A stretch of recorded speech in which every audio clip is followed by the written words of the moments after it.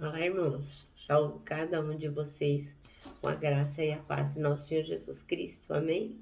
O meu nome é Miriam Anitta e eu estou aqui para compartilhar com os irmãos aquilo que eu entendi do texto O Caminho de Emaús. Esse texto foi escrito pela irmã Prisca Lessa e ele consta do Manancial, que é uma publicação de meditações diárias da União Feminina Missionária Batista do Brasil. Então não fui eu quem escrevi, eu só vou ler e comentar com os irmãos aquilo que eu entendi, ok? Isto dito, vamos iniciar? Senhor Jesus, nós pedimos a tua bênção, pedimos que tu nos faças entender a importância do caminho de Emaús. Amém. Bom, irmãos, a nossa leitura bíblica de hoje está em Lucas, capítulo 24, versículos 13 ao 35. E diz assim, no caminho de Emaús. Naquele mesmo dia, 2 dos seguidores de Jesus estavam indo para um povoado chamado Emaús, que fica a mais ou menos 10 quilômetros de Jerusalém. Eles estavam conversando a respeito de tudo que havia acontecido. Enquanto conversavam e discutiam, o próprio Jesus chegou perto e começou a caminhar com eles.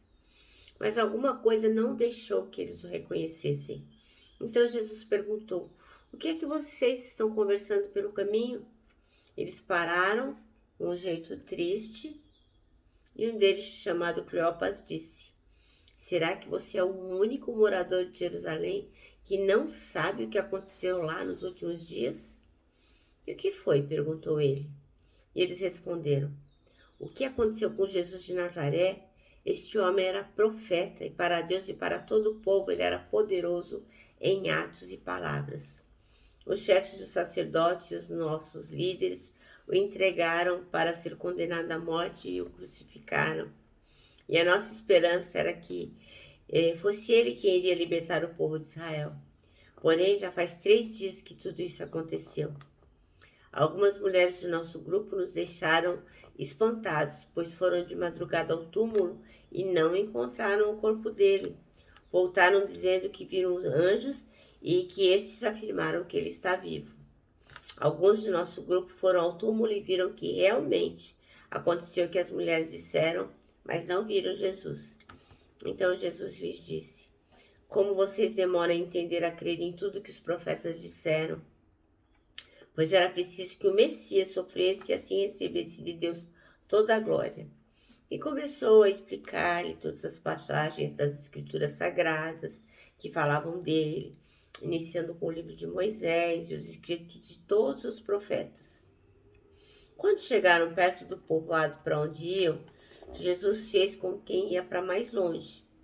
Mas eles insistiram com ele para que ficasse, dizendo: "Fique conosco, porque já é tarde e a noite vem chegando." Então Jesus entrou para ficar com os dois. Sentou-se à mesa com eles, pegou o pão, deu graças a Deus, depois partiu o pão e deu a eles. Aí os olhos deles foram abertos e eles reconheceram Jesus, mas ele desapareceu. Então eles disseram um ao outro: "Não parecia que o nosso coração queimava dentro do peito quando ele nos falava na entrada, nos explicava as Escrituras Sagradas?" Eles se levantaram logo e voltaram para Jerusalém, onde encontraram os 11 apóstolos reunidos com outros seguidores de Jesus. E os apóstolos diziam: "De fato, o Senhor foi ressuscitado e foi visto por Simão." Então, os dois contaram o que havia acontecido na entrada e como tinham reconhecido o Senhor quando ele havia partido o pão. Amém?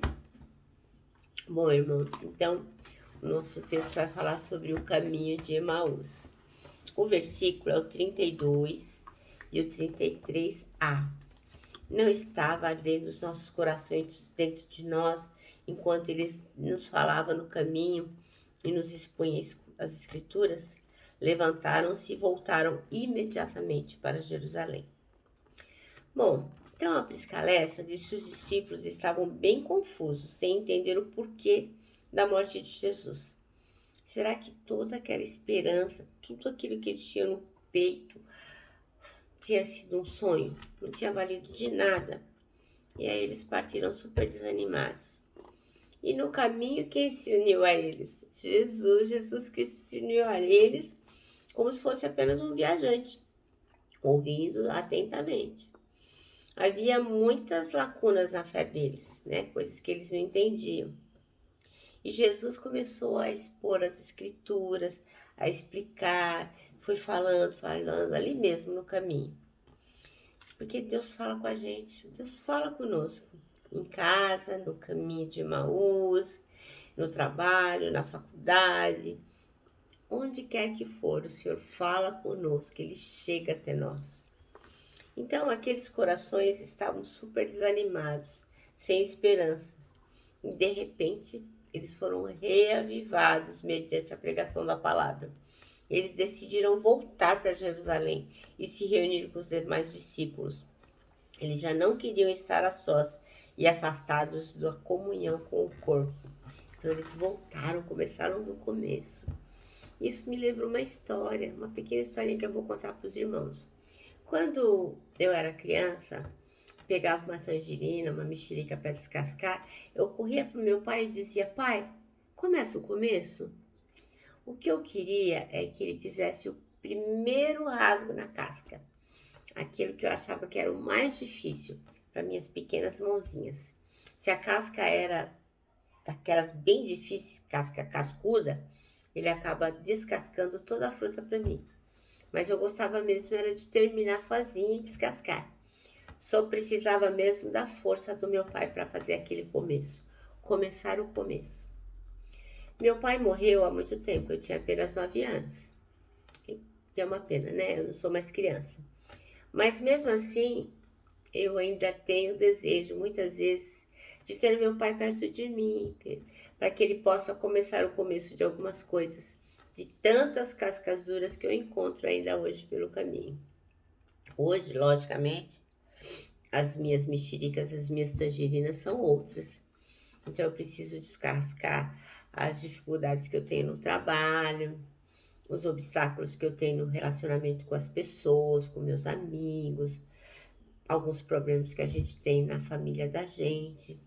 Então, cada coisa que a gente faz, o esforço diário, é uma construção, né? A gente tem que ficar retocando com sabedoria, pedindo a Deus que nos ajude, para que a gente possa criar os filhos, orientar os sobrinhos, os netos, enfim.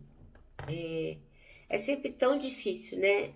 A gente enfrentar as coisas, enfrentar coisas como a gente tem enfrentado nesses tempos de coronavírus, que são doenças, perdas de pessoas amadas, traumas, muitas separações, mortes, dificuldade financeira e até mesmo dúvidas e conflitos que a gente tem, né? Que a gente acaba ficando com o coração tão apertado diante de tantos desafios. Então, sabe, às vezes no meio dessas minhas mexericas, quando a gente percebe, elas deixam de ser mexericas e se transformam em enormes abacaxis.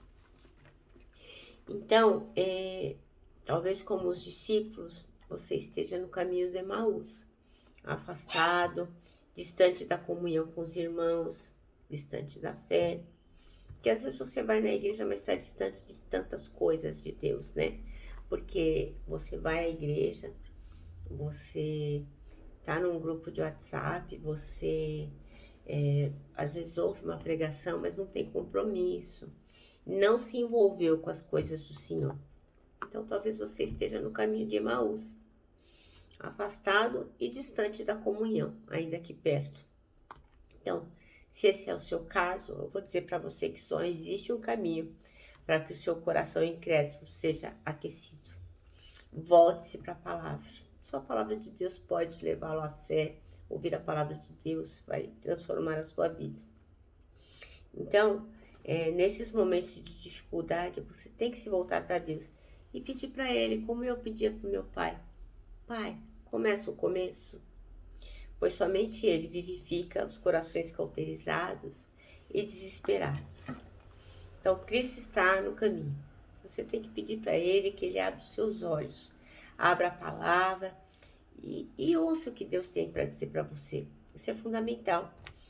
Medita acerca do Evangelho, abandone o seu caminho e volta para Jerusalém, como fizeram aqueles que voltaram para Emaús. Lá é o nosso lugar, é o meu lugar, é o seu lugar. Mesmo quando as frustrações e o desânimo vêm nos assolar, em tempos de desesperança ou dúvidas, a gente é mais forte juntos se a gente for unido como igreja. Então, quando a vida parecer muito grossa, muito difícil, como se fosse a casca de uma mexerica, de uma tangerina, para uma mão tão frágilzinha de uma criança, lembre-se de pedir a Deus: Pai, começa o começo. Se tiver muito difícil, Ele não vai só começar o começo para você, Ele vai resolver toda a situação para você. Então, lembre-se, em tempos de desesperança, de dúvida, de dificuldade, nós somos fortes juntos e temos que pedir a Deus: Pai, começa o começo. Bom, irmãos, a última frase do manancial diz assim: Cristo está no caminho, rogue a Ele que abra os seus olhos. Amém? Eu me despeço aqui com o meu abraço fraternal, com o meu abraço de ursa.